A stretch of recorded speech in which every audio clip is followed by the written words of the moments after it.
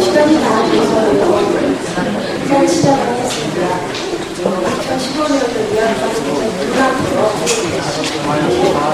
있습니다. 오늘 서로 오시는 황성희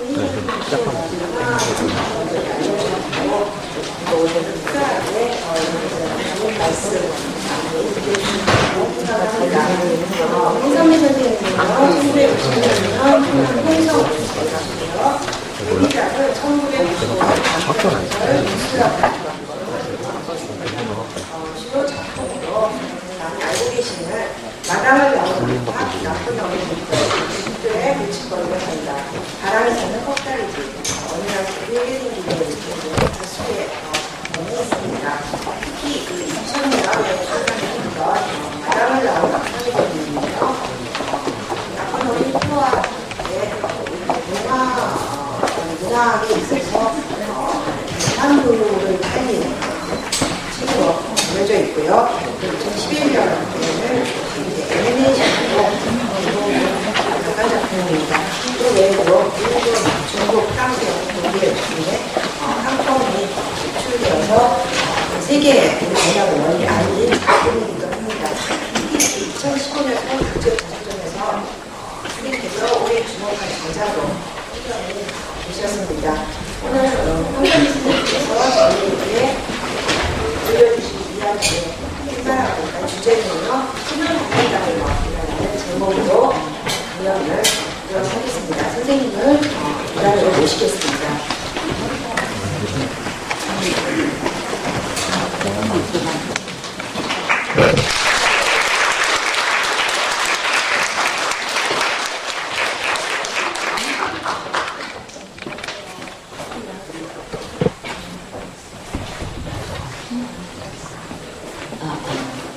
안녕하세요. 반갑습니다.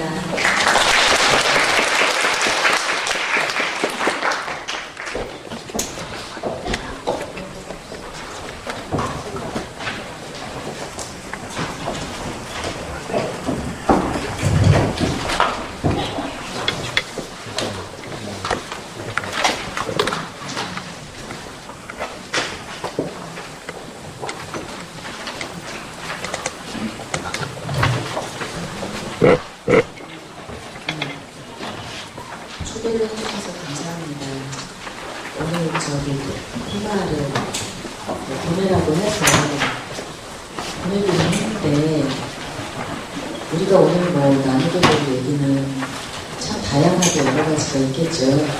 좀 열어놓고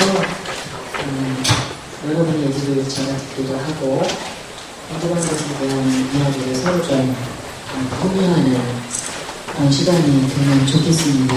이런 자리가 항상 어려운 거는 그래도 여러분은 제가 누군지 조금은 알고 오시는데 저는 여러분을 알 수가 없다는 거예요. 그래서 항상 두려운 마음이 좀 있어요. 얼마나 무시무시한 분들이 저 자리에 앉아있어요.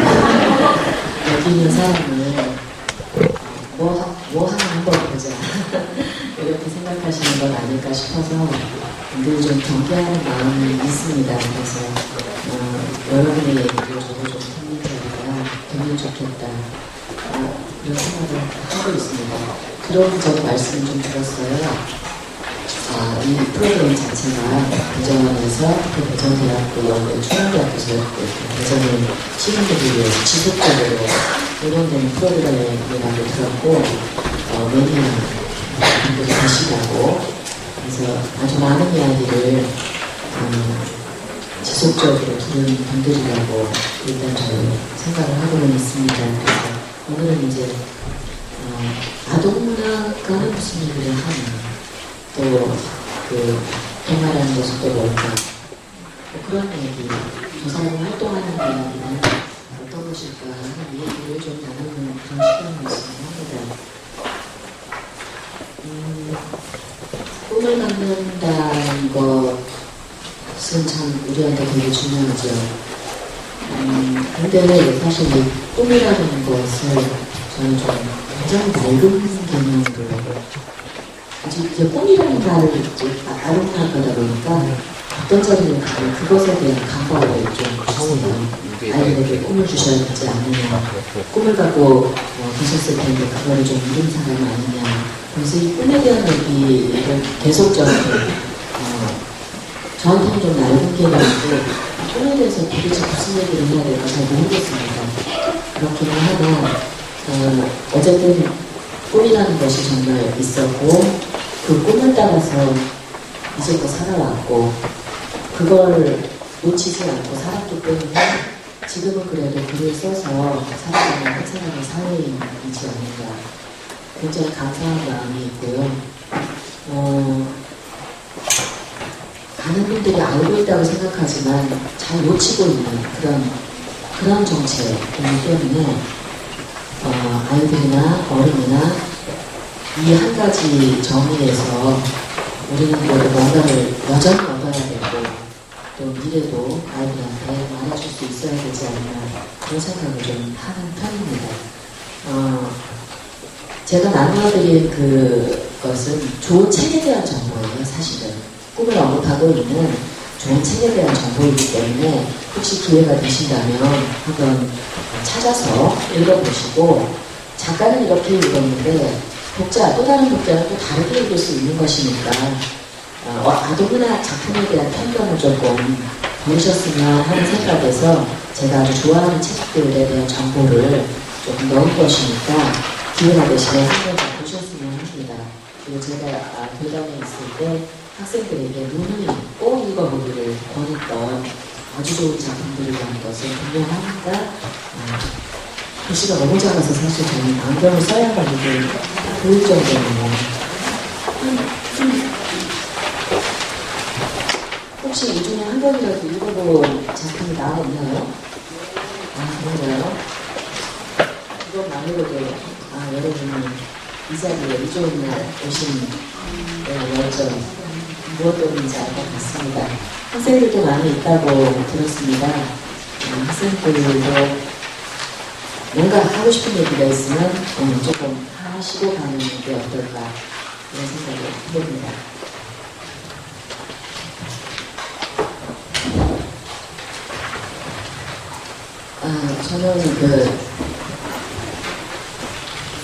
저는 서울국제도서관에서 홍보대사를 했습니다. 그래서 어저께 하루 쉬고 계속 역할을 하느라고 다양한 자리에 참석을 했었고, 또 다양한 사람들을 특별한 어떤 주제를 가지고 만나곤 했습니다.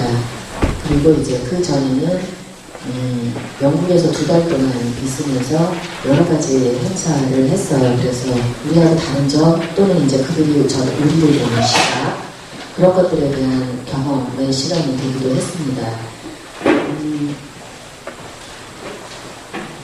제가 마지막 포럼을 하면서 감기 몸살에 걸려버렸는데, 그때 물리적으로 힘든 것도 있었지만 정신적으로 조금 힘든 게 있었습니다. 그날 저한테 주어진 그 테마가 후기 시민주의의 작가의 액티비즘, 뭐 이런 것이었습니다. 굉장히 광범위하게 뭐라고 딱 꼬집어 이해되기가 어려운, 제가 가장 걸렸던 단어가 후기 시민주의라는 말이었어요. 아직도 후기 시민주의라는 말을 아직도 쓰나? 그런 것도 좀 반감이었고, 그걸 주최한 사람들이 이제 영국 문화원이기 때문에 영국인이잖아요. 그래서 이들이 자신들이 아닌 또 다른 누군가를 볼 때 이런 어떤 시각이 움직이나 그런 반감이 추워졌다 듣기도 했고, 움직임이 겁나 좋아졌다. 그런가요? 움직임이 자유로운 다음의 시작. 대화 스파입니다.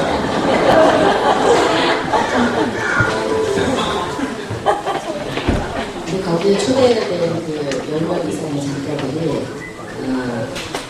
그 캐리비안 제도 어떤 나라에서 오던가 중국의 어떤 곳에서 왔다든지 아프리카, 뭐 버마, 뭐 이런 쪽의 작가들이 초대가 됐었습니다.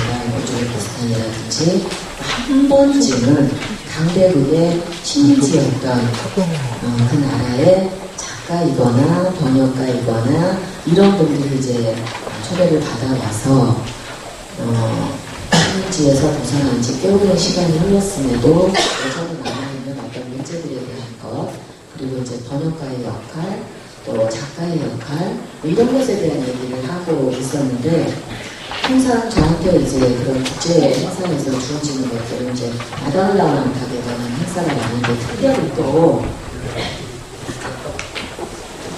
글자 크게 해갖고 노아가라서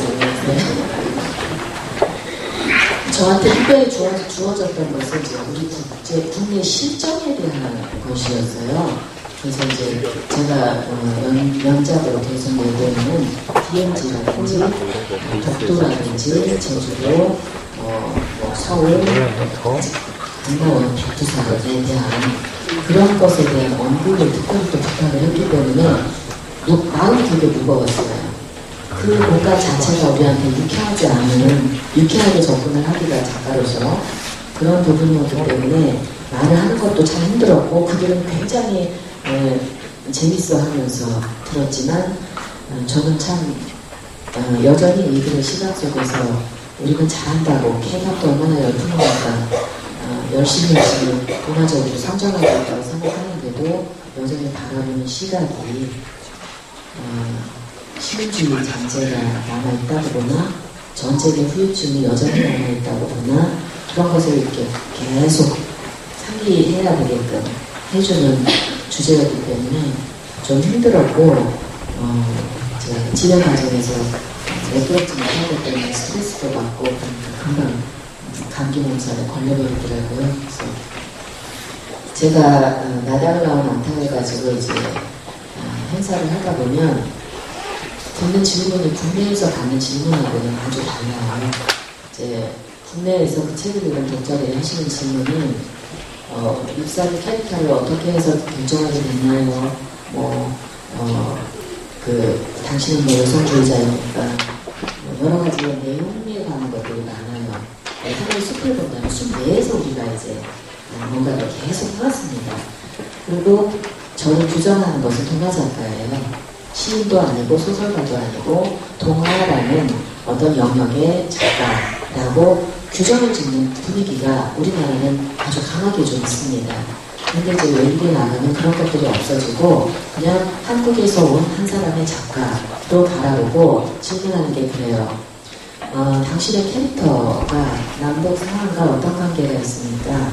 라든가 아니면 그 엔딩이 주인공이 죽는 장면에 불교적인 가치관을 당신이 특별히 넣었습니까? 아니면 당신의 특별한 가치관인가요? 이런 걸 묻고요. 그 주인공과 자식의 관계 속에 한국의 교육적인 현실이 어떤 방식으로 들어가 있나요? 이런 것들을 물어봅니다. 그래서 사실 저는 고민해 본 적이 없는 문제예요. 그거. 그랬을 때 제가 여기에 남북 상황을 어떻게 넣고 불교적 가치관을 어떻게 넣고 교육 문제를 어떻게 해야지 이런 거를 생각하면서 글을 쓰지 않았습니다. 저는 그냥 이런 캐릭터가 하나 필요했고요. 여성이다 보니까 여성의 시각이 많이 나왔을 뿐인 거고, 그런데 이 사람들은 굉장히 바깥에서 통틀어 보는 경향이 있지 않아요. 그리고 꼭 남북 문제도 언급을 해요. 언론인들은 특히 그렇습니다. 북한 여권에 대해서 어떻게 생각하느냐, 북한하고 가느냐, 이런 것도 물어보고요. 생각지도 못한 것들을 물어보기 때문에 처음에는 당황했어요. 굉장히 당황을 해서 주저주저 한 적도 좀 있고 그랬는데, 나중에서는 그런 생각이 좀 들었습니다. 작가가 끊임없이 공부를 해야 되는 것들이 이런 거구나. 문학적인 공부 외에 한 사람의 성인으로서 어떤 사회에 속해 있는 책임의식을 이렇게라도 가져야 되는 거구나 하는 거를 역으로 그들을 만나면서 조금씩 갖게 되고 있습니다. 조금씩 무장을 하는 것 같아요. 좀 서툴지만, 여전히 서툴지만 그런 시간들이 경험하게 해주는 것에 대해서는 감사하고 있습니다.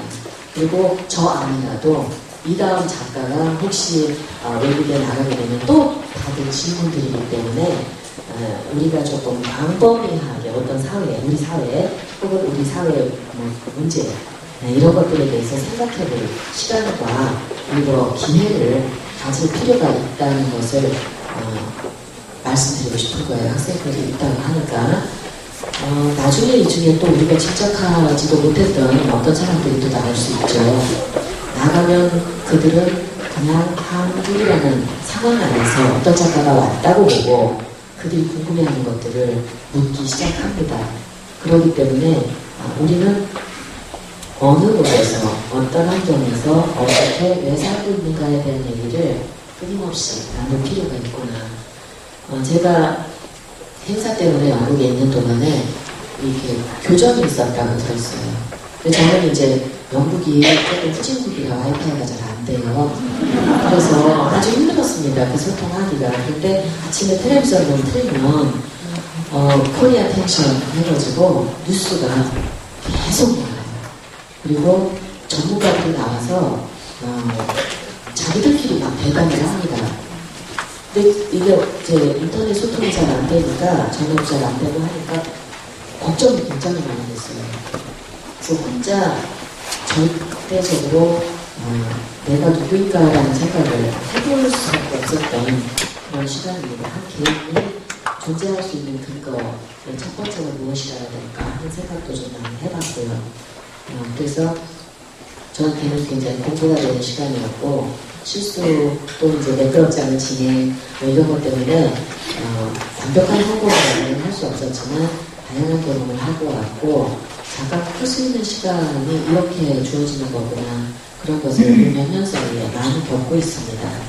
아주 필요한 시간이고 기회가 되는 학생들하고도 이런 얘기를 자꾸만 해봐야 될 필요가 있구나 그런 것을 느낄 시간이라고 할 수가 있습니다.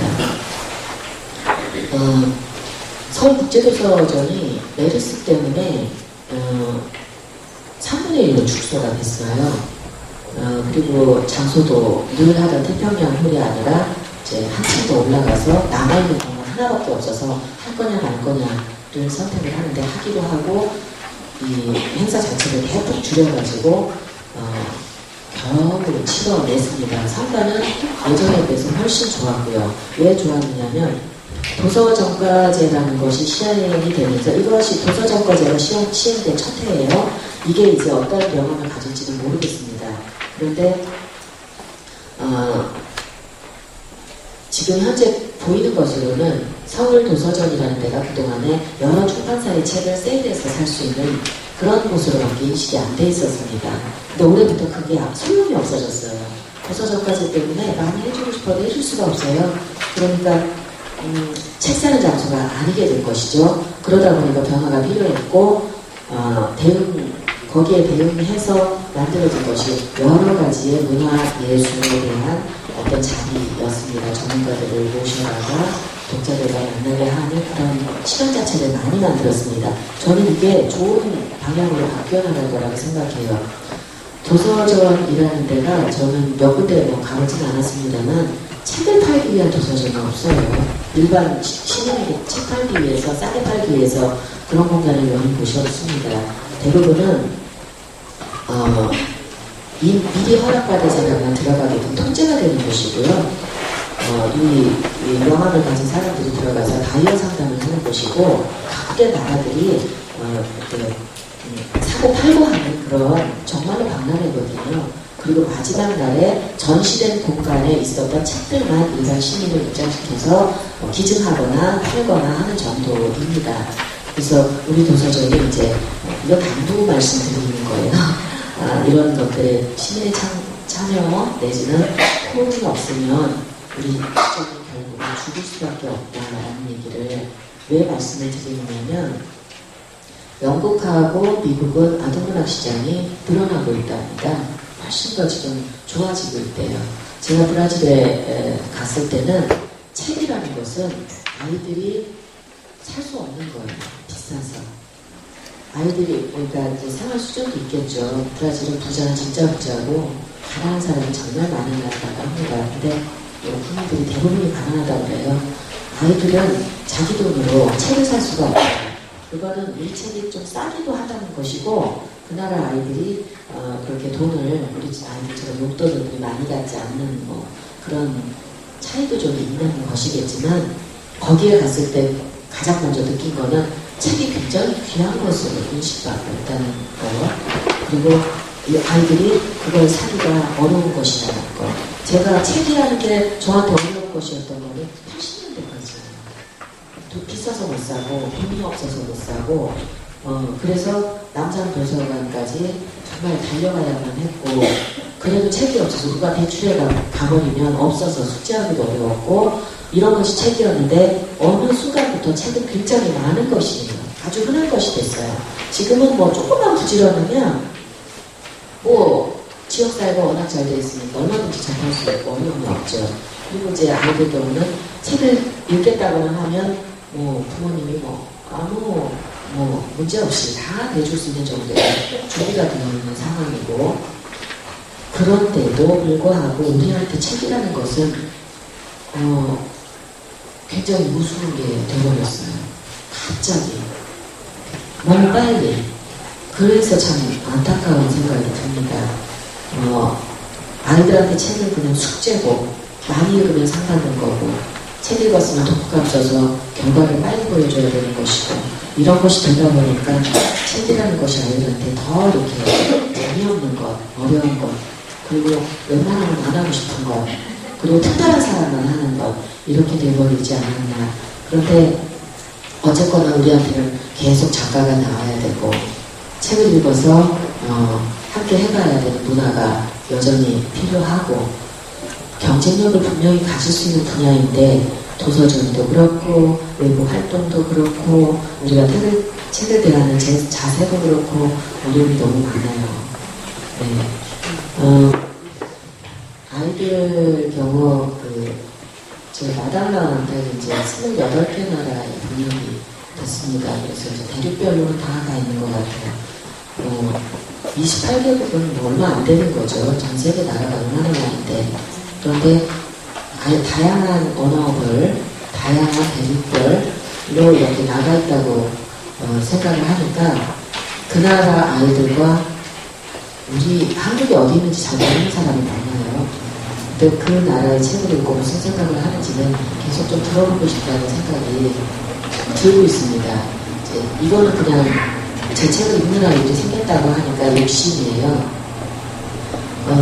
영국에서 조그만 마을에 6개 국민학교, 초등학교 애들이 마담라운한 애니메이션을 보고 아직 책을 읽지 않은 애들이 많았기 때문에 영화를 보고 그걸 이제 서로 대화하는 시간이 있었습니다. 그런데 제가 가장 낯설었던 거는 저를 너무 신기하게 쳐다보는 거였어요.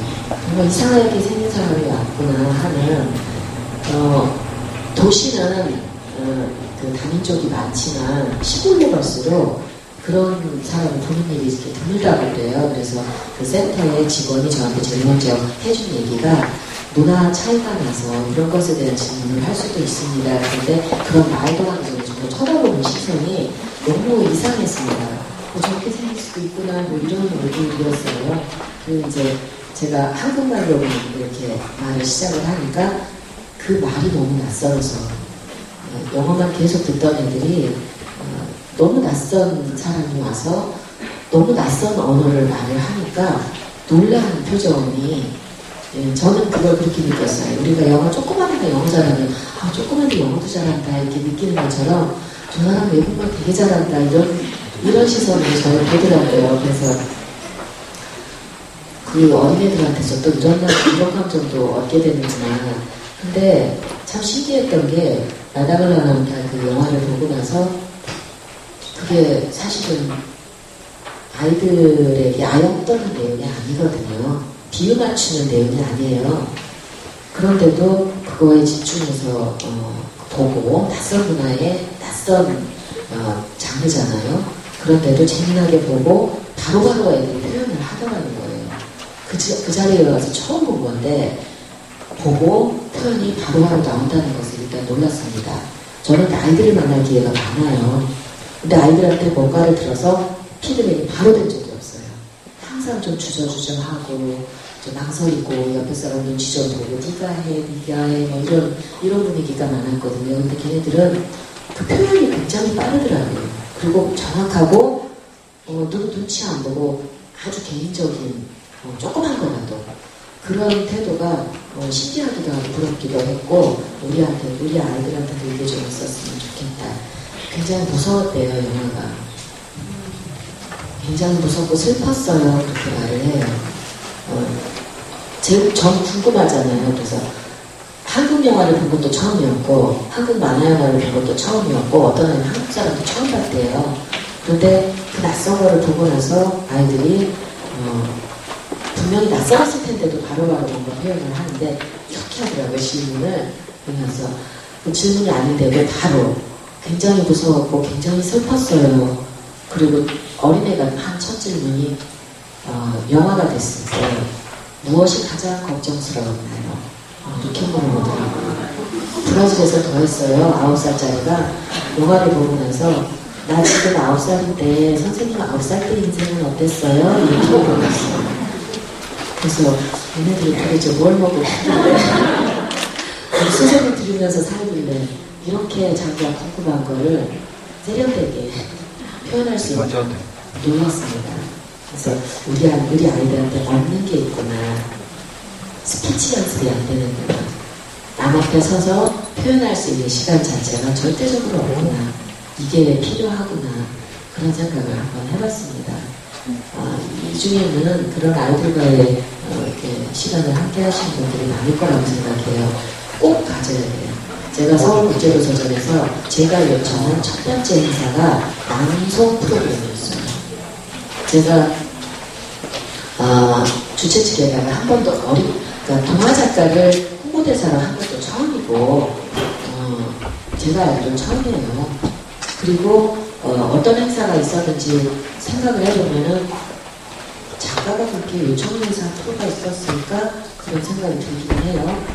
저는요 꼭 하고 싶은 게 그거였어요. 늘 가졌던 생각이기 때문에 아이들에게 그날 특별히 이렇게 입양 아들의 그 합창단이 그 오프닝을 해줬거든요. 그래서 그 아이들하고 함께 낭송하는 프로그램을 갖고 싶은데 자기가 좋아하는 책을 가지고 와서 자기가 좋아하는 구절을 누구에게 읽어주고 싶어요. 이렇게 시작하고 한번 방송하는 거, 목소리 연기를 해보는 거를 꿈꿨어요. 그래서 주최 측에다가 전달을 했는데 주최 측에서 그 합창단의 선생님한테 이제 부탁을 드려야 되잖아요. 그래서 그 합창단 선생님께 요청을 드렸을 때 그분이 애들은 학원가느라고 바쁜데 책을 지정해 주셔야지 뭘 고르라고 하고 그러느냐. 그러니까 책을 지정해 주시고 어느 부분을 낭송하면 좋을지를 저보고 스캔을 떠서 보내달라고 하는 거예요. 그러니까 제 의사가 전달이 안 되는 거죠. 우리한테 이런 문화가 없다는 생각이 들었습니다. 그래서 결국은 마당을 나온 암탉 중에 어차피 다 못 읽으니까 중요한 부분만 이렇게 제가 스캔을 떠가지고 따로 보내드렸고 행사하는 날 만나서 물어봤어요. 너는 이 부분을 누구한테 읽어주고 싶어? 했더니 그것도 생각을 못한 거예요. 그래서 그거 대답을 못하더라고요. 왜 대답을 그걸 못할까 싶더라고요. 그럼 그냥 금방도 대답할 수 있는 거 아닐까요? 난 이걸 누구한테 읽어주고 싶어요. 그 말을 못해서 계속 주저 몇 번을 물어보고 나서야 자기 자신한테 또 하나는 엄마한테 또 하나는 친구한테 이런 식으로 겨우 대답을 하는 게 그만도 어려워가지고 제가 좀 무섭게 생겼던지 아니면 이제 너무 말하기 어려운 사람이었던지 그랬을 수도 있어요. 그렇지만 전달이 안 된 거죠. 사전에 그런 의도가 전달이 안 됐던 거고 전달이 됐는데도 그걸 못했다는 거는 우리한테 이 문화가 없는 거예요. 근데 보통의 경우는 그게 있어요. 스피치를 계속 하기 시킵니다. 이제 뭔가 이게 과제들이 주어지면 그거를 여러 사람 앞에 나와서 말을 할 수 있게 하는데 시선 처리는 어떻게 하고 제스처는 어떻게 하고 목소리 톤은 어때야 되고 어디를 어떻게 강조할 거고 여기에 따라서 점수가 매겨지는 수업이 있습니다. 그런 게 우리한테도 좀 있었으면 좋겠어요. 아이들이 자기 생각을 내지 못하는 것이 이 조그만 프로그램 안에서도 확인이 되고 나니까 아주 많이 씁쓸하고 그렇습니다. 그리고 이제 또 하나의 프로그램은 책 하나를 테마로 잡아서 했던 것인데 그 경우는 제 혼자 생각에 그렇게 재밌지는 않았고 마지막 그 세 번째 마지막 날 한 것이 제일 재미가 있었는데 동화 작가의 비전이라는 걸로 수업이 아니라 강연을 한 것이었는데 정말로 쓰고 작가가 되고 싶고 그러는 사람들이 모셔가지고 아주 구체적인 것들을 물어보시더라고요. 그래서 그 자리가 그냥 보통 사람한테는 재미가 없었을 수도 있지만 이게 꼭 필요한 자기 인생에서 이거를 선택하고 싶은 사람에게는 중요한 자리가 아니었을까 그런 생각을 좀 해봤어요. 우리한테 이런 시간이 많이 필요했던 거구나 그런 생각도 할 수 있는 시간이었고요. 죄송합니다. 제가 감기가 들은 상태라서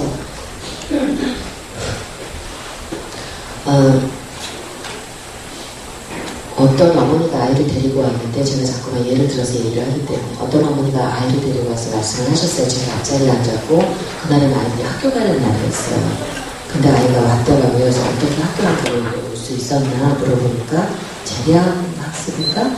제 그 수업을 인정해주는 그게 있대요. 요즘은. 그래서 아이가 여기 와서 이제 사인을 받고 이러면 이제 수업 빠지지 않은 걸로 된다고 그래서 물어봤습니다. 여기 왜 왔니? 라고 물어보니까 이제 동화 작가를 만나는 시간이라고 해서 왔다고 그래요. 근데 엄마가 하고 싶은 얘기가 더 많은 거예요. 엄마는 이제 큰 그림이 있으시더라고요. 우리 아이가 책을 좋아하고 작가가 되기를 꿈꾸기 때문에 현재 박경리의 토지를 필사를 시키고 있대요. 그래서 여러분 그런 반응이시구나. 저도 좀 처음이라서 저는 제 학생들이 필사를 많이 한다고 해서 그걸 왜 하니? 그런 시간에 이글 쓰지 그걸 왜 하고 있니? 그렇게 말을 한 적이 많아요. 근데 초등학교 5학년 아이한테 엄마가 박경리의 토지를 필사를 시키고 있고 그 다음에는 조정래 선생님의 거를 이제 필사를 시킬 거예요. 그래서 그 아이한테 물어봤어요. 너는 그런 일을 엄마가 하라고 그럴 때 재미있니? 잘하고 있어? 그랬더니 일단은 엄마가 하라고 하기 때문에 최선을 다해서 열심히 해볼 생각이고 하다 보면 뭐가 되겠지요. 그렇게 말을 하더라고요. 그래서 엄마도 참 대단하고 너도 참 대단하다 그런 말을 해줬습니다. 그게 가능한가 봐요. 필사를 하면 도움이 좀 되기도 하나 봐요. 그리고 나서 이분은 아기였을 때부터 문학에는 시가 최고이기 때문에 시를 계속 읽어줬고 아이한테 시쓰기를 동시쓰기를 시켰고 그 다음에는 다음 단계는 이렇게 해야 되는데 자 이제 선생님은 우리 아이한테 뭘 하라고 하시면 좋겠습니까? 이걸 이제 물어보시고 싶었던 거예요. 이제 저는 이제 어쨌든 동화 작가로 이름을 얻은 사람이니까 이 아이가 성공하기 위해서는 선생님 전문가로서 이 아이한테 무슨 얘기 하나를 해달라는 것이에요. 자기는 그냥 일반적인 생각을 이렇게 해나가고 있는데 제 생각이 조금 돼서 엄마가 칭찬받고 싶은 것도 있었던 것 같아요. 나 잘하고 있죠? 이런 말씀을 또 조금은 듣고 싶었던 게 아닌가. 그런데 이 다음에 저한테 뭘 권하고 싶으냐고 저는 할 말이 없었습니다. 그래서 정말 답답하기만 했어요. 뭐라고 해줄 말이 없기도 하거니와 아이가 실망할 거를 생각하니까 마음이 아프기도 하고 그래요. 이런 식으로 해서 성공을 하는 사람이 있을 수도 있겠죠. 그런데 이게 정말 옳은 건지는 잘 모르겠고 또 한 사람의 아버님은 그런 말씀을 하셨어요. 동화 작가 하면 먹고 살 수 있습니까? 사회적으로 돈벌이가 됩니까? 우리 아이한테 계속 이걸 하라고 해도 될까요? 이렇게 물어보시더라고요. 그래서 그것도 정말 난감했습니다. 저는 잘 모르겠어요. 뭐를 하면 잘 먹고 살 수 있는지 그거는 잘 모르겠어요. 그런데 그런 말씀을 이렇게 하셨을 때 한편으로 참 슬프기도 하고 어이없기도 하고 작가들이 꿈을 먹고 사는 건 아니고 확실해요. 작가도 글을 쓰는 직업인이거든요. 한 사람의 사회인이고 그런 일을 통해서 사회적인 역할 하나를 담당해 나가는 그런 사람들이 분명하거든요. 그런데 그렇게 질문을 하시니까 그 아이 이제 1학년인가 2학년밖에 안 된 아이 같은데 뭐라고 해줄 말이 없었습니다. 그래서 죄송하기도 했고요. 이런 시간이 도대체 왜 필요한가? 도대체 우리가 꿈을 꾼다는 게 뭘까? 더 한 번 더 이 낡은 마음에 우리가 기대서 저는 그걸 물어보고 싶었어요. 혹시 어머니 꿈은 없으세요? 아버님은 지금 꿈꾸는 게 없으신가요? 되고 싶은 거, 하고 싶은 거 없으세요? 그렇게 한번 물어보고 싶었어요. 오로지 아이를 위해서 올인하는 이것이 과연 잘한다고 할 수 있는 일인가? 어른이 됐다고 완성될 거 아니고 어른이 됐다고 다 산 거 아니고 어른이 됐다고 하고 싶은 게 없는 거 아닌데 왜 다 중요하게 아이만을 위해서 이렇게 모든 생활의 중심을 그렇게 몰고 가는지 엄마도 하고 저는 계속 작품 속에 그런 거 중요하게 보여요. 아이를 제일 앞에 독자로 세우지만 어른의 삶도 있다는 거, 어른도 완벽하지 않다는 거, 어른도 실수할 수 있고 그걸 교정할 수 있다는 거, 그런 얘기를 끝없이 제 작품 속에 넣거든요. 저는 아동문학이라는 것이 어린이를 위한 문학이라고 주저짓는 것에 대해서 반대하는 사람이에요. 아동문학이라는 거는요, 어린이 독자를 중요하게 생각하는 문학이에요. 거기에 어른이 배제되는 게 아니에요. 어른도 함께 읽을 수 있는 문학이에요. 그리고 굉장히 순수하고 아름다운 거고 우리는 한때 다 어린 아이였기 때문에 그 정서를 보다 많이 간직한 사람들이 접근이 쉬운 거기에서 뭔가를 얻어가질 수 있는 고향 같은 문학적으로 이렇게 볼 때 오래전에 떠난 고향 같은 그런 곳이라고 보면 되는 건데 어린이를 위한 것이라서 동화 작가는 어린이를 위해서 뭔가를 하는 사람으로 아예 규정을 해버리는 거에 대해서는 너무나 부분적이지 않을까. 아동문학 하는 사람은 문학하는 사람이고 독자층을 어린이도 포함하는 거 그거 이상도 이하도 아닌 건데 실제로는 어떤 사람은 그 질문을 하셨어요. 자기가 글을 쓸 때 어린이의 눈높이에 맞춘 것이 아니라 자기를 위해서 자기의 입장으로 계속 글을 쓰고 있는 게 아닌가 자꾸만 걱정이 돼서 글을 써서 아이한테 한번 읽혀보고 검사를 받아야 되는 게 아닌가 그런 생각이 들었다고 하는 그런 분도 계시더라고요. 그러게요. 실제로 그게 있습니다. 어떤 문학상에 어린이가 심사위원으로 들어가 있는 문학상이 있어요. 그거 정말 찬반 양면이 거셌습니다. 그 문학상이 처음에 나올 때 이게 과연 옳으냐. 그러게요. 아이들의 눈높이를 맞추는 그것이 걱정스러워서 그런 말을 하는 거에 제 대답은 시점이 잘못됐기 때문에 시점에 대한 공부가 안 됐기 때문에 그런 부분에 빠졌다라는 얘기를 해줄 수밖에 없었습니다.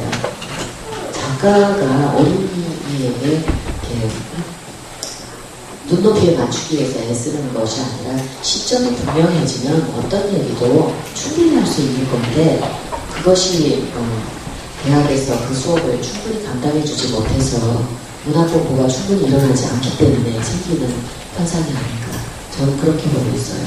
아동문학 수업이 전반적으로 제대로 이루어지고 있지 않거든요.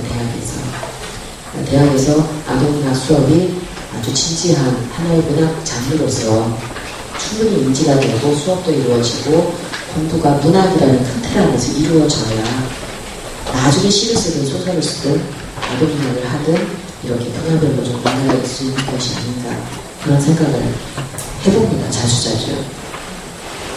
제가 여기에서 여러 가지 작품, 제가 쓴 논문 때문에도 고민을 해봤던 지점이기도 하고 또 아주 수준 높은 문학 작품이기 때문에 하나 똑 떼다가 여기다 넣기도 했습니다.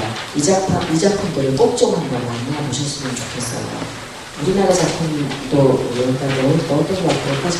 여기까지 깔려왔는지 모르겠습니다. 네, 마당으로 답변이 왔고, 네. 제가 가장 저는 아동문학 수업을 받은 적이 없어요. 아동문학 수업을 들은 적이 없습니다. 그러니까 사집단에서 6개월 동안 독서지도자 공부하면서 옆교실에서 일주일에 한 번 6개월을 준 수업이 제가 아동문학 수업이라고 들은 전부예요. 그런데 이런 책들이 저한테는 스승이었어요. 글을 쓸 수 있게 에너지를 주었고, 이렇게 써야 되는 거구나. 그런 모델이 되어줬고요. 제가 동화인 줄도 모르고 정말 충격을 받으면서 읽었던 것이 꽃들에게 희망을 이루는 작품이에요. 그것은 제가 볼 때 최고의 작품이에요. 그래서 만나는 사람한테마다 그걸 읽고 길을 찾아낼 수 있으면 그러면 감이 있는 거다라고 말씀을 드리곤 합니다. 많은 분들이 우리 아이가 책을 굉장히 잘 읽고 좋아하고 그러기 때문에 작가가 될 거라고 읽는 분들이 많은데요. 책을 잘 독해내는 능력과 창작을 해내는 머리는 달라요. 그게 곧 그것은 아닙니다. 그렇기 때문에 창작을 할 수 있는 아이는 단이 좀 있고요. 정말 특별한 어떤 감각을 보여주는 아이는 분명히 있습니다. 하지만 노력으로 충분히 해낼 수 있는 문학이라고도 봐요, 저는. 그래서 이런 책들을 좀 많이 접해보시기를 바라고 아동문학에 대한 편견을 좀 바꾸는데도 이 작품은 아주 좋은 모델이 되줄 거라고 생각해요. 작품에 대한 얘기를 조금 더 하려면 여러분의 얘기를 제가 들어가면서 하는 것이 좋습니다. 그래서 혹시 이런 거 말고 제가 다른 얘기를 하기를 원하신다면 질문을 해주시는 게 좋을 것 같아요. 여러분은 충남대학교 이 프로그램을 많이 이용을 하시는 분들이라고 하니까 전문가가 왔을 때 특별히 뭘 물어야 되는지를 아실 분이라고 생각해요. 그러니까 오늘은 동화 작가의 시간이니까 동화에 대한 것도 좋고 작가의 과정을 입문하는 그런 것에 대한 것도 좋고 특별히 어떤 제 책에 관한 것도 좋고 말씀을 해주시면 조금 더 한 40분 정도 그렇게 할 수 있을 것 같습니다.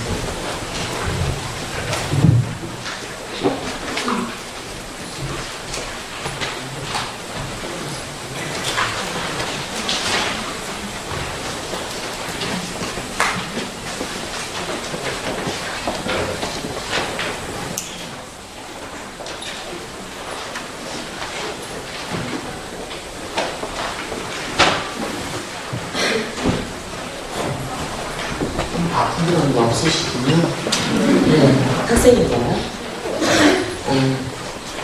뭐 전공해요? 자유대학교 인문사회과정으로 유학하고 유학합니다. 근데 저는 사실 문학에 관심이 있는 것은 아니고 꿈을 갖는 사람인 것에 대한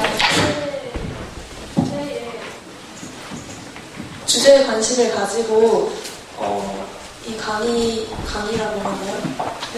네, 강연을 들으러 왔는데 저는 꿈을 갖는 것에 대해서 어떤 직업을 바라는 것과 내가 이루고 싶은 것을 바라는 것에 차이가 있다고 생각을 해요.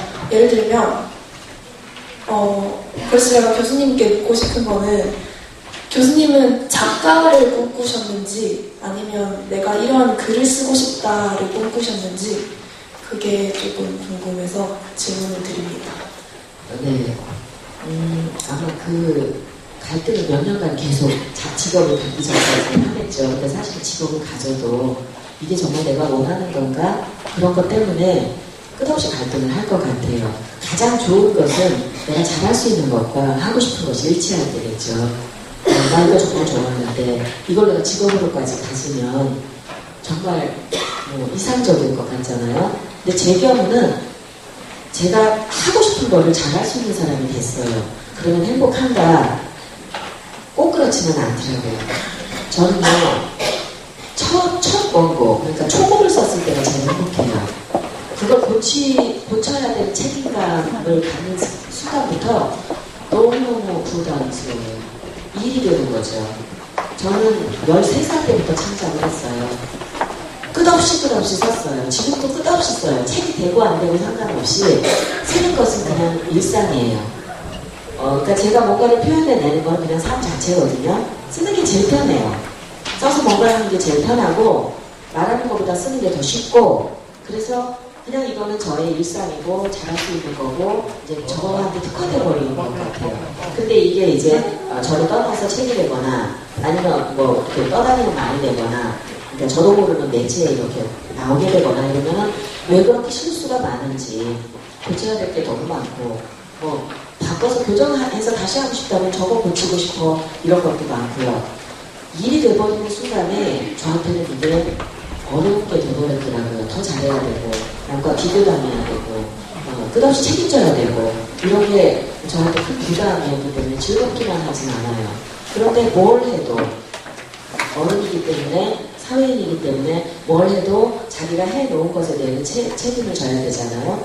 저는 어쨌든 13살 때부터 13살 때 동화책 처음 봤어요. 이해가 안 되겠죠. 아니 어떻게 그 나이까지 동화책을 먹을 수가 있어?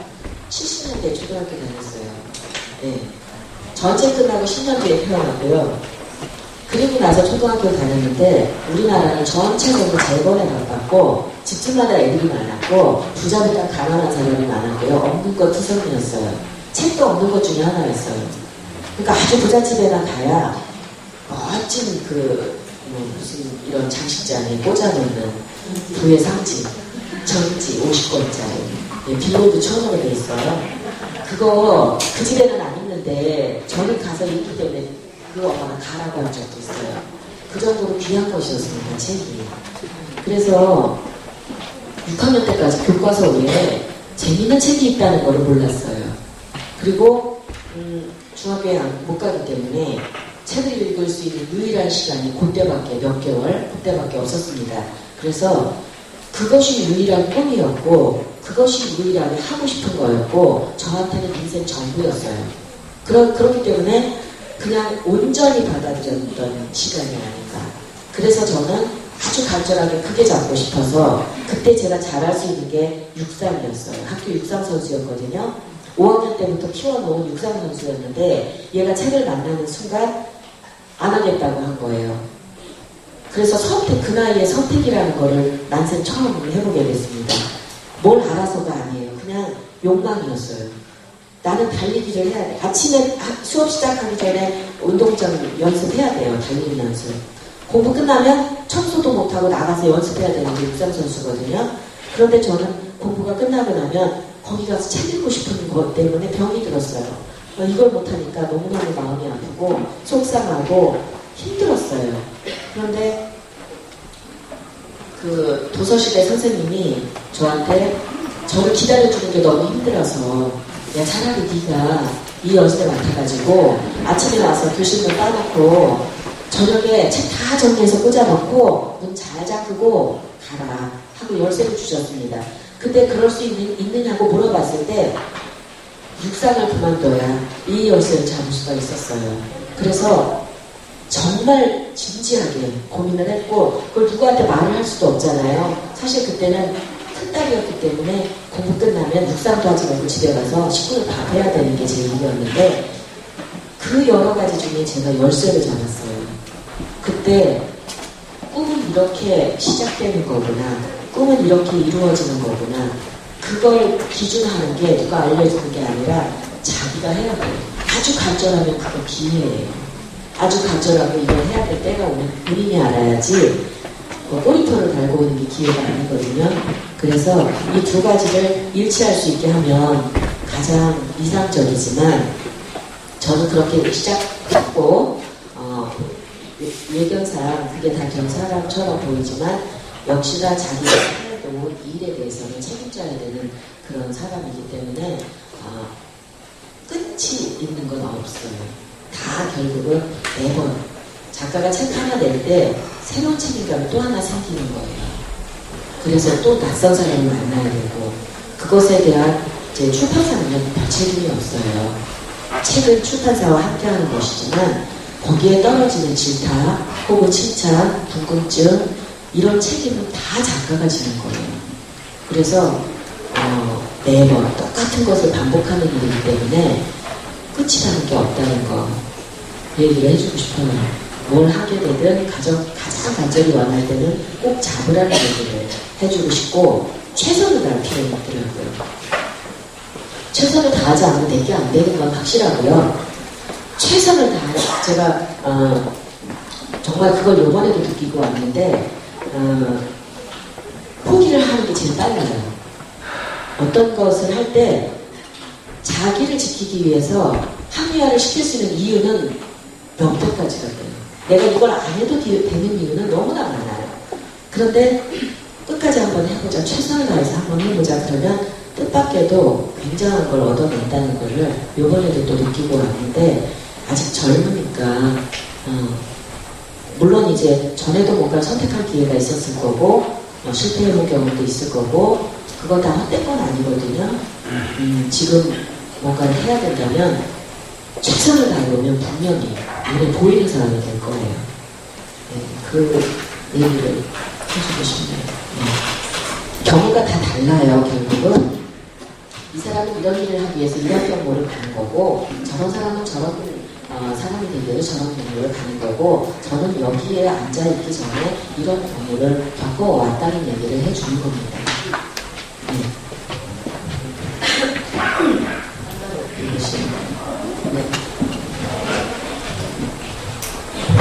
네, 안녕하세요. 저는 충남대학교 도거동문학과 1사학번 이나연이고요. 제가 작가님께 궁금한 거는 제가 동화를 좀 어릴 때는 생각 없이 그냥 재밌게 읽다가 작년에 그 호두깎이 인형이라는 거를 연극으로 하고 그거를 좀 어른들은 좀 그 속뜻을 보게 됐다는 걸 알았어요. 그래서 이제 동화를 쓸 때 작가님은 아이들을 염두하고 좀 가볍게 쓰시는지 아니면 어른들을 염두해가지고 속뜻까지 생각해서 쓰시는지 그게 궁금했거든요. 당연히 어린이만 생각하지 않아요. 그래서 어떻게 문화를 되겠어요. 근데 어린이라는 존재는 어떤 사회의 상징이에요. 그 아이가 그냥 그 아이가 아니고요. 어떤 사회가 그 아이를 만들어놨어요. 또 어떤 집에 그 아이가 상징이에요. 어떤 부모의 환경이 어떤 아이를 만들어냈나 그게 있죠. 그리고 어떤 아이로 살았기 때문에 어떤 어른이 될 수 있어요. 그거 분명합니다. 뜻밖의 어떤 일이 벌어지진 않아요. 다 관계가 있어요. 어떤 부모의 환경이 분명히 어떤 아이를 만들죠. 어떤 아이로 살면 어떤 어른이 될 수 있습니다. 그게 따로따로 있는 게 아니에요. 아동문학에 제 경우 여러분이 마당라운탁을 많이 아시니까 마당라운탁의 주인공 이름들 등장하는 인물들의 이름들을 하나 보자면 제가 얼마나 고민을 했는지 이름들을 얘기를 하자면 주인공 이름이 잎삭입니다. 우리는 잎삭하면 떠올릴 수 있는 이미지가 있어요. 얘는 식물성이야. 얘는 식물의 어떤 한 가지야. 이렇게 다들 생각할 수 있어요. 잎새 그러면 조금 더 소녀적 감수성이 움직이고 잎삭 그러면 들어본 적은 없는데 조금 가네? 이럴 수 있죠. 이거는 이제 우리 사회이기 때문에 가능한 거예요. 우리 사회이기 때문에 우리말로 했을 때 이렇게 공감이 되는 공통적인 것들이 움직이는 거죠. 이게 이제 번역이 됐을 때는 리프인 경우도 있었고 스프라우트인 경우도 있었고 플로라인 경우도 있었고 그 사회에 어울리는 거는 다 아닙니다. 입삭했을 때 그 사람들이 연상할 수 있는 게 하나도 없어요. 그러니까 그 나라에 어울릴 수 있는 걸로 이렇게 바뀔 수밖에 없어요. 그러니까 입삭했을 때 제가 기대하는 거는 우리가 하나의 문화권 안에 있기 때문에 가능한 거죠. 제가 잎삭이라는 이름을 지을 때는 제가 썼던 수필이 하나 크게 움직였습니다. 잎삭은 어머니다라는 수필을 그 전에 수업 시간에 낸 것이 있었어요. 그것을 가져다가 여기다 넣을 때 잎삭은 생명이야라는 은유적인 답을 하나 얻고 시작을 했습니다. 왜 생명이냐면 잎삭은 하나의 식물 안의 부분이에요. 우리가 보통 하나의 식물을 볼 때는 열매를 주목하거나 꽃을 보고자 그 식물을 기대합니다. 그리고 그 식물에 대해서 좀 더 이렇게 좀 대단한 얘기를 좀 하고 싶을 때는 뿌리에 대한 얘기를 하겠죠. 그런데 그 식물 하나를 이루는 것은 가지도 있고요. 잎사귀도 있습니다. 하나를 그려놓고 생각을 해봤어요. 잎사귀라는 것이 이 하나의 존재 안에 어디에 위치하는가 보니까 뭐 눈에 띄지 않는, 그래서 이 이야기를 할 때 나는 평범한 사람의 주인공이 되는 이야기를 해야겠다, 그런 생각을 했습니다. 잎사귀는 하나의 식물 안에 없어서는 안 되는 거예요. 얘가 있어야 숨쉬고, 얘가 있어야 광합성 작용을 하고, 얘가 떨어져서 썩어야 돼요. 그리고 다음에 또 나옵니다. 그래서 평범한 사람에 대한 얘기를 하는데 얘는 이 하나의 식물을 살리는 아주 기본적인 단위야, 이렇게 생각을 했고, 저는 동물 얘기를 하고자 그 얘기를 쓴 게 아니에요. 사람 얘기를 하고자 했습니다. 사람 그냥 등장시키면요, 생산이 끝난 나이의 여자면 40이 넘어요. 그러니까 소설이 돼야 되죠. 근데 동화의 모양을 내고 싶었기 때문에 동물을 차용을 한 거예요. 그래서 제가 쉽게 동물의 탈을 쓴 사람 이야기라고 이제 사람들한테 말을 합니다. 그것처럼 여기에 주인공들의 이름은 다 의미가 있습니다. 그래서 하나의 잎사 이름을 생명이라고, 생명은 나고 자라고 열심히 살고 그리고 어느 날 죽어요. 이런 그 어쩔 수 없는 그 순환의 어떤 고리가 있습니다. 얘를 이런 식으로 규정했기 때문에 그럼 나는 이 이야기를 생태적 반경 안에서 쓸 수밖에 없겠구나. 그래서 도감을 굉장히 많이 봤습니다. 그리고 이 주인공을 주인공답게 만들어줄 또 다른 주인공이 필요하다. 대비되는 게 필요하죠. 많은 사람한테 물어보면 또 다른 주인공이 누구일까요? 라고 물어보면 누구라고 말할까요? 누구일까요? 또 다른 주인공이? 저 초록이라고 말해요. 근데 생명의 대척점에 죽음이 있는 거예요. 쪽제비가 주인공입니다. 그래서 이 둘 간의 갈등이 가장 심하죠. 하나의 스토리를 만들 때는 갈등의 요소를 크게 찾아요. 그래서 주인공을 주인공답게 해줄 만한 큰 갈등의 지점에 무엇을 하나 놔야만 되는데 그게 쪽제비죠. 쪽제비는 죽음이에요. 제가 생각하는 의미가. 그리고 아예 쓰기를 살아있는 것만 사냥한다. 죽음은요, 살아있는 것만 사냥해요. 그리고 죽음은 사냥꾼이에요. 은유적으로 볼 때. 그런 걸 다 당연히 생각합니다.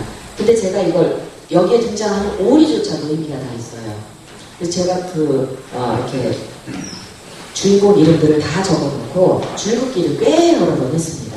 이것은 이렇게 연결되고, 이건 이렇게 연결되고, 그거 한 장을 놓고 글을 쓰는 거예요. 그거 하나를 옆에다 걸어놓고 쓰는 겁니다.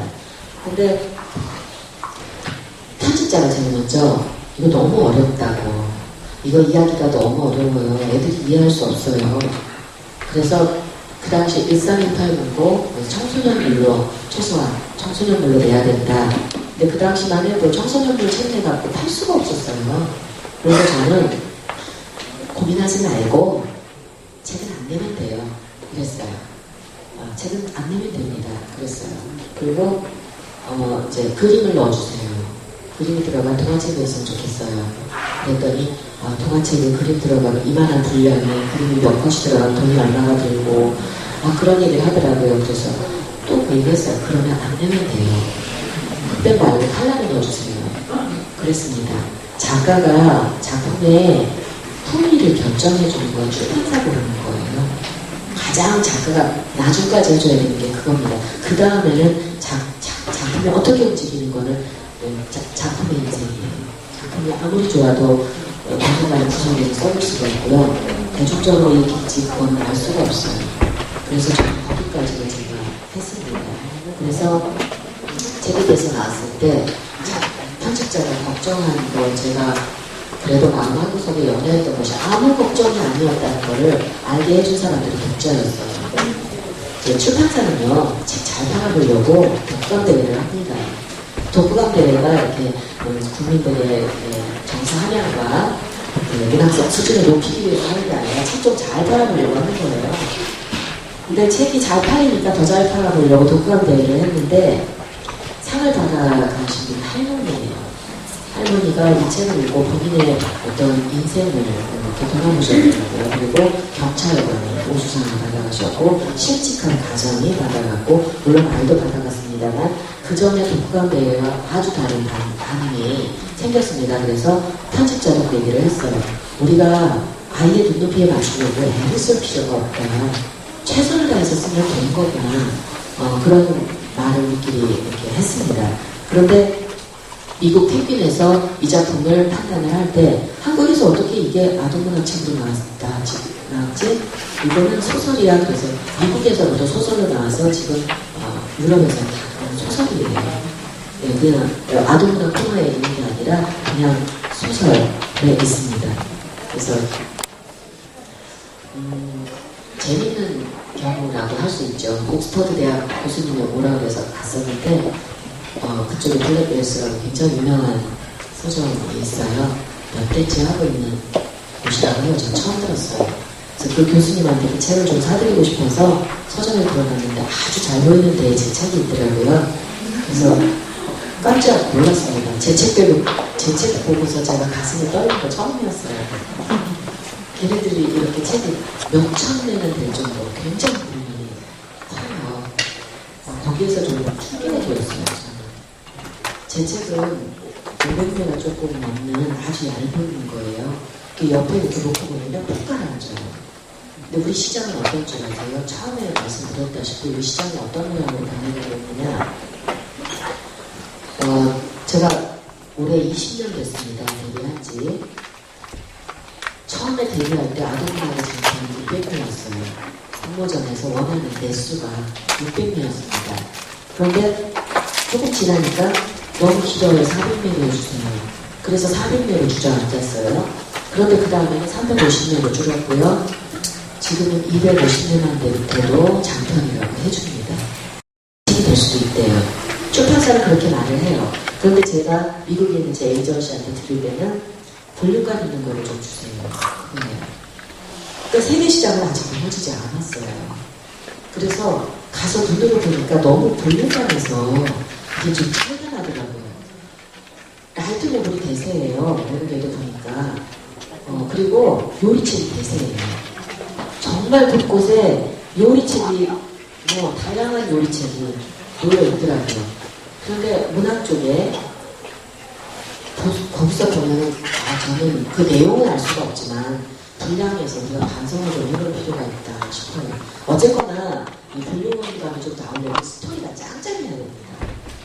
아주 단단한 이야기 구성력을 보여주면 그런데 어쨌거나 우리는 이렇게 자꾸만 얇아지고 있고 시장에 맞춰가고 있고 아이들에게 이렇게 방향 떠는 것 같은 모양을 자꾸만 가지려고 하고 있지 않나. 그런 물론 얇아도 짧아도 그 안에 철학적인 거 담을 수 있어요. 그림책은 그렇잖아요.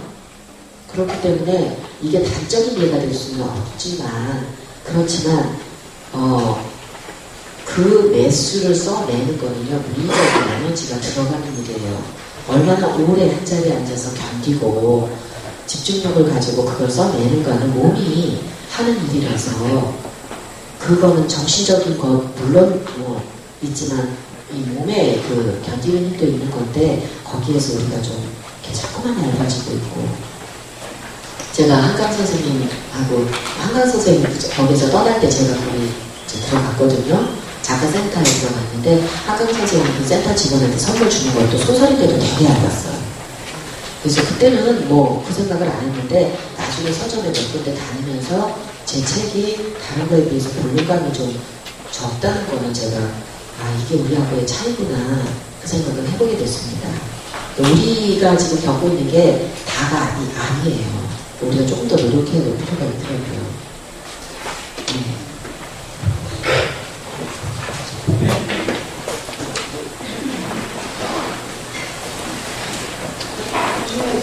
초등학교 1학년 상황에서 딸을 두고 있는 작품인데요. 저도 생각해보면 초등학교 때까지는 글을 써서 상도 좀 받고 막 그랬는데 어느 순간부터 글로 상을 받아본 적도 없고 글도 요즘은 글도 전혀 안 쓰거든요. 근데 저희 애들은 저 어렸을 때보다는 더 글 쓰는 기회가 더 적고 또 잘 못 쓰는 것 같아요.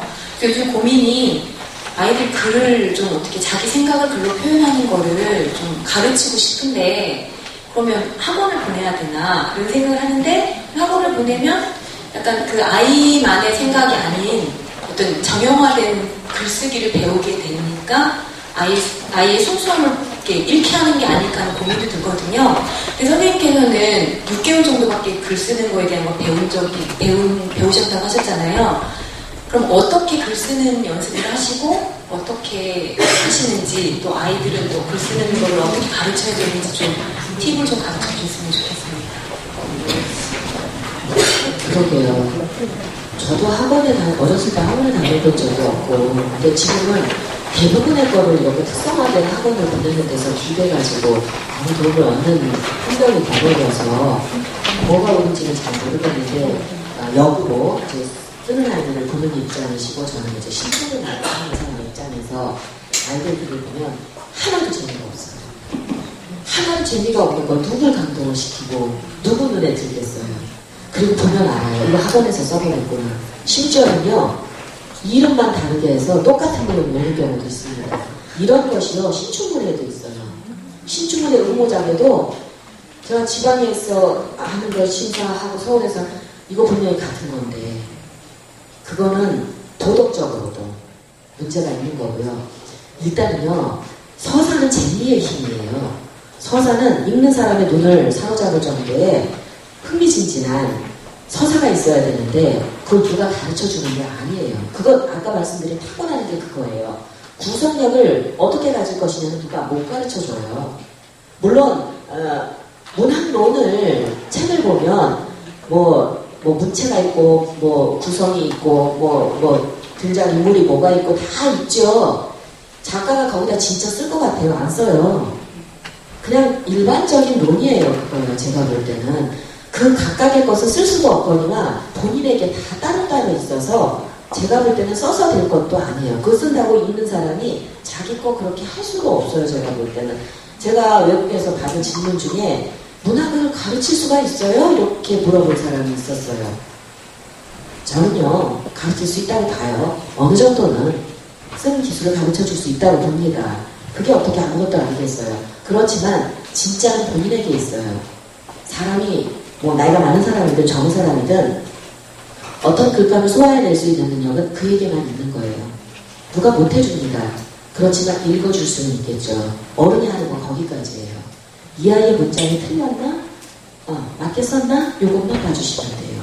그 내용을 간섭하려고 하면 아이의 생각을 지배하려고 하는 거예요. 그건 하지 마셔야 돼요. 우리가 착각하는 게 똑같은 책을 엄마와 딸이 혹은 아들이 읽고 나서 아이가 표현하는 것이 당연히 엄마 마음에 안 들죠. 같은 책을 읽고 같은 걸 기대한다는 게 잘못된 거예요. 적어도 30년, 40년을 산 사람과 이제 10살 미만의 아이가 같은 생각을 할 수가 없는 건데 같은 걸 요구해요. 그리고 끝없이 그 아이를 힘들게 합니다. 요거 절대 하지 말아야 될 일이고요. 상에 너무 연연하는 거, 그거 안 돼요. 아이들이 상 받는 순간에 좀 착각을 해요. 대단한 줄 알고 착각을 해요. 근데 넘어야 될 일이 얼마나 많고, 사실 용기는 그런 데서 얻는 게 아니에요. 상 받는 거는요, 가장 가벼운 용기예요. 본인이 기호에 따라서 정말 좋아야 돼요, 이게.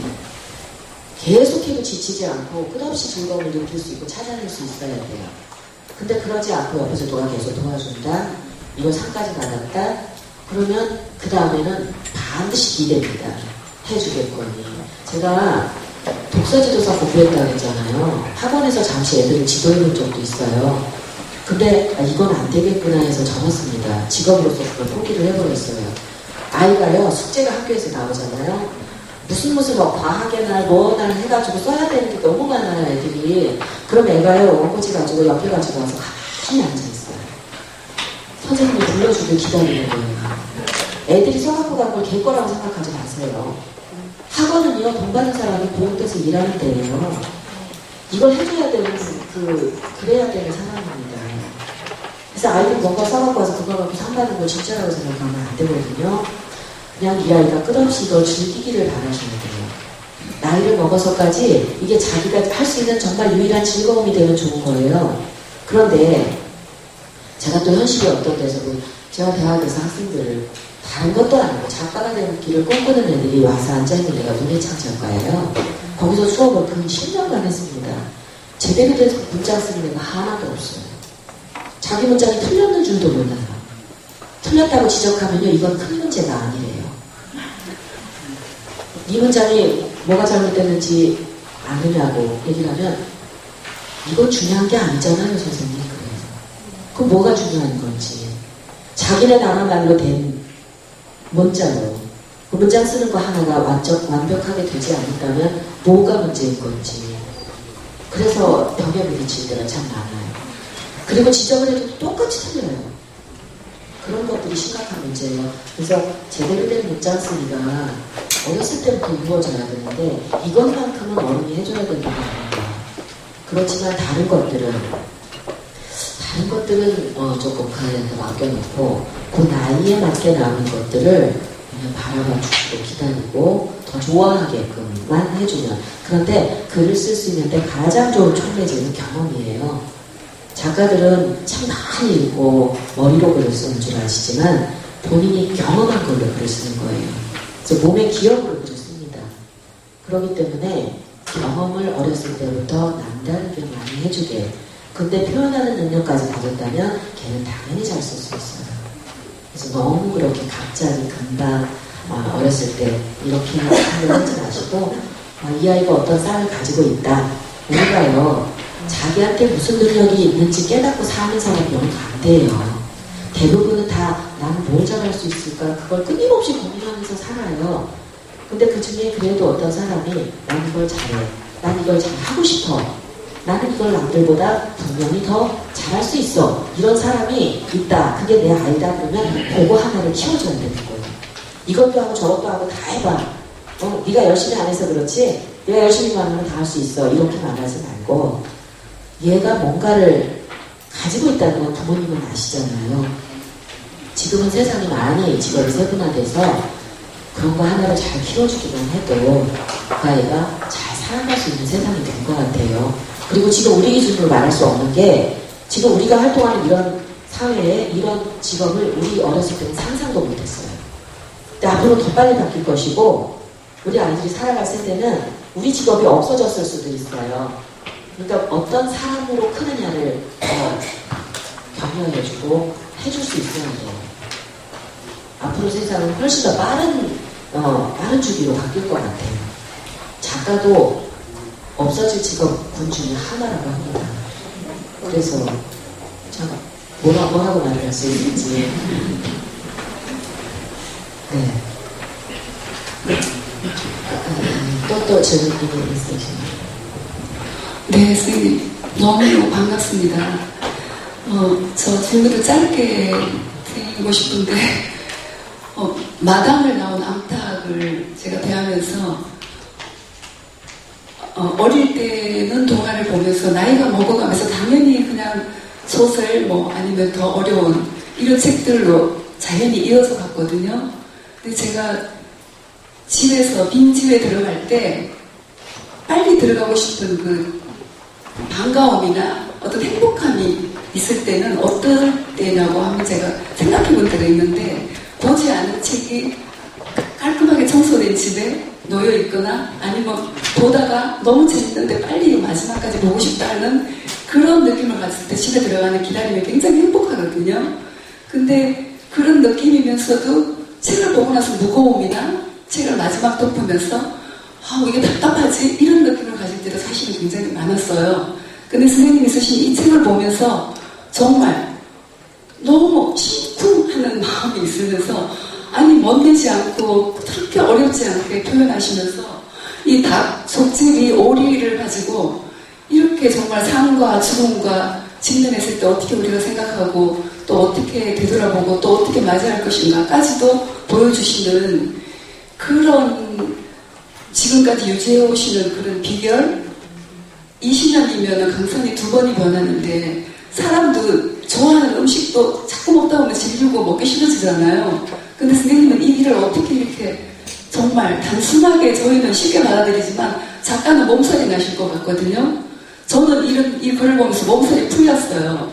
근데 그 몸살을 어떻게 버티시고 어떻게 유지하시면서 여기까지 오시는지 궁금하고 그렇습니다. 네, 여기는 이제 닭과 오리가 주인공이죠. 안 읽어보신 분도 계시겠지만, 닭과 오리는 분명히 우리하고는 다른 종이에요. 그런데 산다는 건 똑같아요. 얘들도 태어났고, 먹어야 되고, 사랑이라는 걸 할 거고, 아프겠죠. 그리고 언제 죽어요. 근데 사람의 인생을 놓고 보면 굉장히 짧은, 정말 한 5분의 1이라고 할까? 10분의 1이라고 할까? 상징적으로 보여줄 수 있는 다른 애가 아니에요. 그냥 산다는 존재로 본다면, 하나의 존재로 본다면 상징적으로 끌어낼 수 있는 그런 애인데다가 처음에 제가 소재를 발견한 것이 오리였거든요. 오리를 주인공으로 할까, 닭을 주인공으로 할까 좀 고민을 했습니다. 만화책보다 소재를 얻었는데 만화책 좋은 거예요. 만화책처럼 만화책 그 중국 교사를 4칸짜리로 풀어놓은 그 일반 만화책은 아니죠. 네, 만화책을 보다가 길들여진 오리는 자기야를 품지 않는다라는 어떤 깨달음을 주기 위한 그런 만화였습니다. 그런데 저는 몰랐던 내용이에요. 그냥 오리는 오리였지. 물론 이제 그것도 오리 얘기를 하려는 게 아니라 사람의 어떤 철학적인 부분을 얘기를 하고 싶어서 오리에게 있는 하나의 현상을 끌어내왔겠죠. 근데 그거를 읽고 나서 정말 멍청하네. 자기가 어떻게 놔놓고 품을 줄을 몰라. 근데 여기서 말하고자 하는 것은 길들여진다는 것의 뉘앙성이었을 거예요. 근데 몰랐던, 어쨌거나 전혀 없는 일은 아닌 거죠. 그런데 한참 뒤에 6시 내 고향에서 닭에 대한 얘기가 나왔습니다. 근데 할머니가 자기 집 마당에 돌아다니는 닭을 놓고 이제 리포터한테 얘기를 하기를 쟤네들이 유정란을 놔놓고 품어야 될 때가 오면 저절로 가슴에서 털이 빠진대요. 저는 그것도 몰랐어요. 그런데 더 재밌는 거는 이 두 가지가 같은 때 얻은 게 아니거든요. 근데 제가 이제 취재 때문에 저기 변산, 제가 전라도 광주에서 살 텐데 변산 쪽에 이렇게 갔을 때 오리백숙 하는 집에 주인이 지나가는 말처럼 해준 게 뭐냐면 오리하고 닭을 같이 이제 방목을 하다가 오리를 원하는 사람한테 오리백숙 해주고 닭을 원하는 사람한테 닭백숙을 해주면서 한 얘기가 저 오리들은 자기가 알을 낳고 잊어먹는데요. 그러면 주인이 알을 주워다가 닭 둥지에다가 두무리에다 이렇게 넣어주면은 머리가 났던 닭이 그거를 품어준다는 거예요. 근데 오리는 한 24일 정도, 3, 4일 만에 깨고 닭은 22일 만에 깨기 때문에 이 닭의 몸은 22일에 견뎌져 있다는 거죠. 그래서 지친다는 얘기를 좀 들었어요. 그래서 좀 되게 흥미롭잖아요. 그래서 어쨌든 매우 일상적인 데서 얻은 소재였고 처음에 오리 얘기만 알았을 때는 그런 일이 있네. 하나의 정보였습니다. 근데 닭 얘기를 듣는 순간에 머리에서 무슨 충격이 일어나는 것 같았어요. 이 다르고도 유사한 얘기가 펄쩍, 그러니까 우리가 이제 늘상 얘기를 할 때, 글감에 대한 얘기를 할 때, 평범하던 것이 낯설게 느껴지는 순간에 글감이 온다고 하거든요. 그거였던 거죠. 아무것도 아니었던 정보가 갑자기 두 가지가 충돌을 하면서 이게 뭐지? 이게 어떻게 그럴 수가 있어? 이거 굉장한 소재다. 이런 생각이 들었습니다. 그래서 두 가지를 놓고 얘기를 해야겠다 할 때 뭘로 주인공을 할까 하다가 그래도 본능을 관측하고 있는 얘기가 훨씬 더 낫지 않은가 싶어서 닭을 주인공으로 하기로 했습니다. 그러면 아까도 말씀드렸다시피 모델을 찾아야 되는데 현실에서 누구를 데려다 얘기를 할까 하다가 그 당시에 그 글을 하나도 못 썼습니다. 제가 그 해에 왜 못 썼느냐면 저희 아버지가 말기암 환자였어요. 그래서 집안이 굉장히 우울했습니다. 그 작품에 죽음의 정서가 많은 것이 그걸 그냥 제 현실로 받아들여야 되기 때문에 그래서 너무나 평범하게 살았던 한 번도 주목받지 못했던 우리 아버지를 저 주인공에게 붙여야 되겠다. 그래서 아버지를 기록을 해봐야겠다. 그렇게 생각을 했습니다. 그래서 상당히 많은 부분을 우리 아버지가 줬어요. 그래서 많은 사람들이 엔딩 장면에 주인공이 죽는 거에 대해서 아동문학 같지 않다라고도 얘기를 했고 애들이 충격을 받을 것이다 이런 얘기도 하셨고 그런데 외국에서도 그거는 주목하는 부분이에요. 주인공이 죽는 것도 쇼킹한데 거기에 하필이면 적수에게 물려주잖아요. 먹이가 되잖아요. 그 부분에 대한 질문이 제일 많아요. 그런데 저희 아버지가 준 대답이에요. 저는 우리 아버지는 결국 언젠간 돌아가실 거다. 그 얘기를 아까 생태 환경 안에서 써야 되겠다라고 생각을 했고 우리 아버지가 돌아가실 수밖에 없는 것을 본인은 못 받아들였고 우리는 다 이해하고 있었어요. 곧 아버지가 돌아가실 것 같다. 그런데 끝까지 아버지가 꿈이라는 걸 안 지으시더라고요. 그래서 사람이 도대체 언제까지 꿈이라는 걸 가질 수 있을 것인가 이 생각을 했습니다. 우리는 아버지가 곧 돌아가실 것 같았어요. 동공도 풀어졌고 상황이 그랬어요. 그런데도 아버지는 본인이 복을 볼 수 있을 거라고 생각을 하더라고요. 그게 너무나 가슴이 아팠습니다. 그런데 마지막 순간에 아버지가 그랬어요. 내가 죽는 날 비가 많이 왔으면 좋겠다. 그래서 내가 살았던 것이 깨끗하게 씻어졌으면 좋겠다. 그런 말씀을 하셨고 큰 솥을 빌려다가 밥을 좀 많이 해라. 그래서 누구라도 지나가다가 와서 밥을 좀 먹고 가게 해주면 고맙겠다.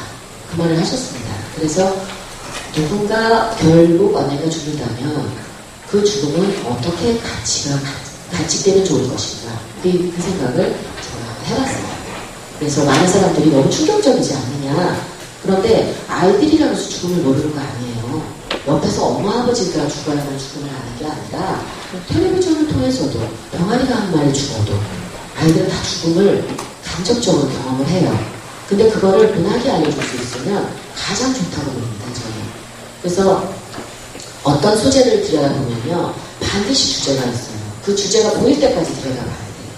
이 경우는 제가 그것까지 고민을 해보지 않았나. 그래서 마침, 그런 환경이었고, 그런 소재가 저한테도 왔고, 저는 그걸 통해서 산다는 게 도대체 뭘까? 사람은 언제까지 꿈을 꿀 수 있을까? 이런 생각을 해본 기회였다고 봐요, 저는. 그래서 제가 학생들한테 많이 얘기를 할 때도 글을 쓸 때 너무 폼을 잡지 말라고 그래요. 너무 폼을 잡고 너무 유식한 척 그러지 말고 문장이라는 것은 본인이 가지고 있는 어떤 스토리로 독자를 데리고 가는 길일 뿐이니까 거기에 멋부리지 말라고 그래요. 편안하게 쉽게 쓰되 할 수 있는 이야기는 다 할 수 있으니까 문장 자체에 멋부리지 말고 쉽게 쓰되 보여줘야 되는 거는 너의 생각을 보여주는 것이지 문장으로 다 하려고 하지 마라. 그 얘기를 합니다. 그래서 저는 여전히 쉬운 문장을 좀 고집해요. 쉽고 담백하고 간결하고 그렇지만 그걸로 상황을 보여주는 것 그거는 충실하려고 합니다. 한 번 정도 질문 드리겠습니다. 네. 네, 선생님 강의 굉장히 세례를 가지고 왔는데 말씀 하나하나 굉장히 많이 도움이 되고 있거든요. 동화 쓰기 공부를 하고 있는 유림입니다. 근데 선생님 지금 나랑을 나는 아까도 너무 재미있게 흐르듯이 아주 흐름이 굉장히 자연스럽고 좋게 느꼈거든요. 아까 선생님께서 동화 쓰기 하는 학생들한테 꽃들에게 희망을 그 책을 많이 추천해 주셨다고 말씀하셨는데 거기에 버금가는 좋은 책이 있다면 좀 추천해 주시면 고맙습니다. 싶습니다. 글쎄요, 너무나 많지 않은가요? 하나만 꼭 집어서 얘기하기가 여기에 있는 것들은 아주 기본으로 좀 저는 책을 읽으면서 큰 기대를 안 하고 봐요. 작가의 말도 안 읽고 추천사도 안 읽고 그냥 본문부터 읽거든요. 그냥 순수하게 제가 뭘 느끼는지 알고 싶어서. 그런데 그 마지막 거인 경우는 심장이 쿵 떨어지는 것 같은 그 그림책이에요. 그런 그림책 치고는 좀 많이 있습니다. 그렇지만 그 경우 다양하게 해석이 될 수 있는 여지가 있는 그것이라서 좋았고요. 단순하게 해석이 안 돼서 그것이 좋았고 반전이 있어서 참 좋았고 읽고 나서 어떤 감정이 남는다는 것 아주 슬픈 애잔한 감정이 남았거든요. 저는 그런 책을 제가 좋아해요. 그래서 다 같을 수는 없죠. 다 같을 수는 없어요. 그렇지만 그림책 좀 많이 보시라고 권해드리고 싶어요. 남의 이야기를 읽으면서 주제가 빤하게 보이는 것을 너무 매력적으로 느끼게 되면 거기서 못 벗어나요. 그런데 좀 열려있는 어떤 책들을 읽으면서 본인 것을 찾아나가는 것이 글을 쓰는 연습을 하는 분들에게는 꼭 필요한 일이라고 말씀을 드리고 싶어요. 네. 대단히 짧은 것이라서 한 분 정도 더 될 것 같습니다. 네. 네, 강의 잘 들었습니다. 저 궁금한 게 생겼어요. 아까 그 잎사귀라는 주인공이 해외 번역이 되면서 여러 가지 의미로 이제 표현된다고 하셨잖아요. 그래서 어쨌든 우리나라 정서가 많이 들어가 있는 책이고 대사들이 있잖아요. 그게 영어로 뭐 28년을 번역되면서 그 나라 정서에 맞게 이렇게 좀 변화가 되면서 재밌었던 일, 아니면 좀 다르게 표현했던 어떤 문장 같은 게 있는지 그런 게 좀 궁금해졌어요. 그 부분이 제가 확인할 수 없는 부분이에요. 왜냐하면 제가 그 나라 언어까지 다 돼야 이게 원작과 이것이 번역이 돼서 어떻게 달라졌는지 비교라는 걸 할 수 있잖아요. 그게 안 돼요. 그거 할 수가 없죠. 만약에 그게 되면 제가 번역하죠. 물어보기는 해요. 그 번역가가 물어보기는 해요. 그런데요, 어떤 것이 또 다르냐면 일본어로 번역될 때 그 단적인 예가 저는 저수지라는 말을 썼어요. 아시죠? 예, 책에 저수지라고 썼습니다. 근데 이거는 우리 문화권 안에서 남저수지도 있고 무슨 저수지도 있고 하니까 그 환경이 금방 눈에 들어와요. 근데 일본에서 그걸 직역을 했을 때는 콘크리트로 사방을 막은 댐이에요. 저수지란 말 자체가. 그래서 저수지라고 직역을 할 수가 없다고 합니다. 그래서 연못할 때 그 못 이렇게 했대요. 그래서 다른 나라로 갈 때는 그 나라 안에서 이해되는 부분들이 있어요. 그리고 찔레나무 덩굴 밑에서의 말을 듣잖아요. 근데 그게요, 위도가 다르면요, 닭은요 그 찔레나무 밑에서 말을 들을 수도 있어요. 그런 부분이 이렇게 다르구나 하는 거를 알게 됐습니다. 그래서 직역을 하게 되면 각 주류가 많이 달라야 돼요. 그런데 이제 그 나라에 맞게끔 이렇게 정서에 맞게끔 하는 일이 번역가들이 하는 일이더라고요. 근데 이렇게 단순하게 놓고 이게 이렇게 달라졌네 이거 알 수 있는 능력이 저한테는 없어요. 네.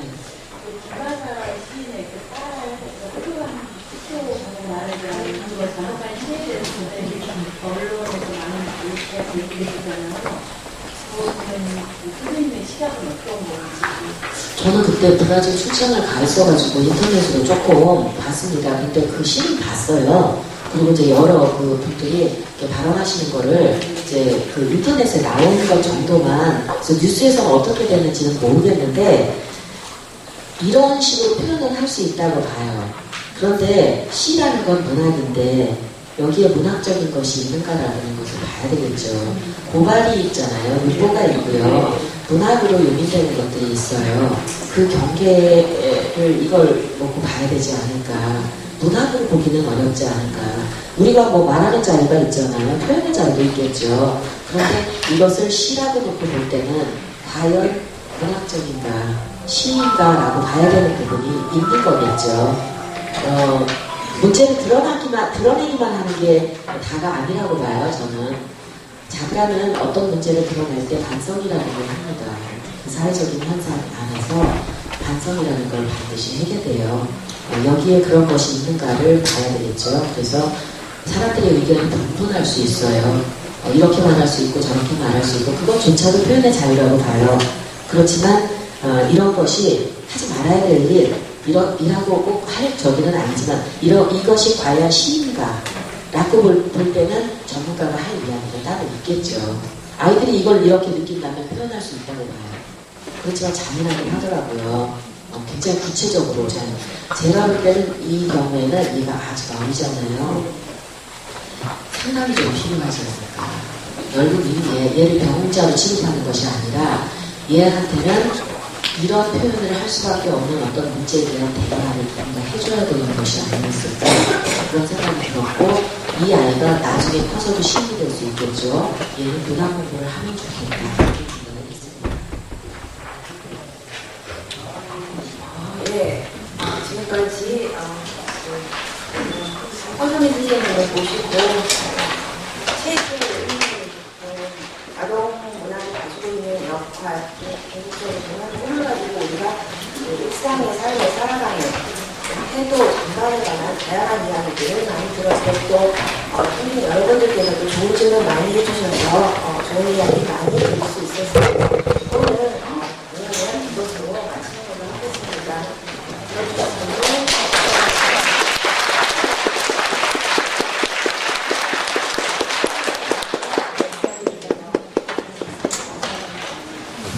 어떻게 되나?